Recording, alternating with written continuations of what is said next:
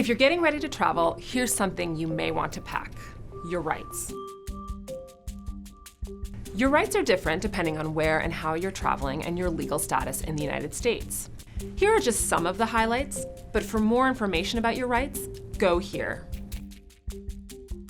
When you're entering the US at a port of entry, such as a land crossing, Customs and Border Protection officers will ask you about your citizenship or immigration status. If you're a US citizen or a lawful permanent resident, you need only answer questions establishing your identity and citizenship or permanent residency. You may also be asked customs-related questions. US citizens and lawful permanent residents who have maintained their status cannot be denied entry to the country.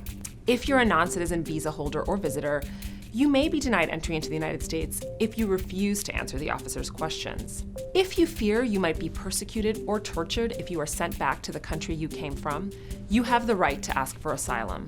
CBP officers may search your belongings at the border, even if there is nothing suspicious about you or your luggage. The government says that this authority extends to searches of electronic devices, such as laptops and cell phones, but that is a contested legal issue. Your legal status in the US may inform what you decide to do if you're asked to unlock your device by an officer at the border. If an officer confiscates your laptop or cell phone, get a receipt for your property. Regardless of your legal status, officers may not select you for a personal search or secondary inspection based on your religion, race, national origin, gender, ethnicity, or political beliefs. After you enter the US, you may encounter CBP agents again. CBP claims authority to board a bus or train without a warrant to investigate immigration violations and federal crimes within 100 miles of the border.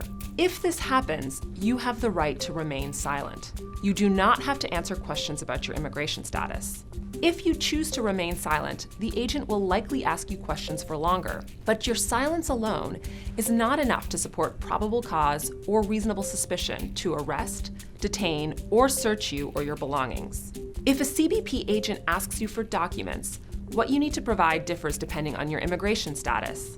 US citizens don't need to carry proof of citizenship on their person if they are in the United States. If you are an immigrant with valid documents and you're over the age of 18, the law does require you to carry those documents with you. If you are asked by an immigration agent to produce them, it is advisable to show the documents to the agent or you risk being arrested. If you are an immigrant without documents, you can decline the officer's request. No matter what category you fall into, never provide false documents to immigration officials. If you're flying out of a US airport, you'll have to go through security screening conducted by the Transportation Security Administration. You may be required to remove your shoes, jacket, or hat while going through TSA security screening, but you have the right to wear your religious head covering. If an alarm goes off, agents may conduct a pat-down of your religious head covering or ask you to remove it. You have the right to request that the pat-down or removal be conducted in private by a person of your gender. TSA agents may not select you for a personal search or additional screening based on your religion, race, national origin, gender, ethnicity, or political beliefs.